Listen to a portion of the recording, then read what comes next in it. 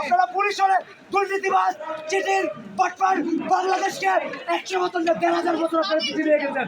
আমাদের উন্নত বাংলাদেশকে পুলিশ দেয়, এই পুলিশের প্যারোসিলের মতো এখনো লুকিয়ে আছে। কয়েকদিন পরে চক্করের হিসেব বেরোবে।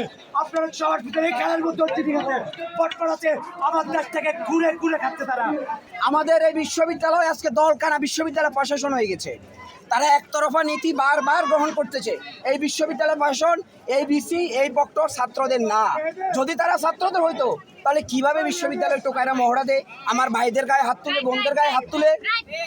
আমাদের উপরে যেভাবে লাঠিচার্জ করা হয়েছে গতকালকে, মেয়েদের উপরে বিশেষ করে, আমরা মেয়ে, তোমরা ছেলেরা ছেলেদের গায়ে মারতে পারো, তোমরা টোকাই ভাড়া করে নিয়ে এসে কিভাবে তোমরা একটা মেয়ের গায়ে হাত দাও?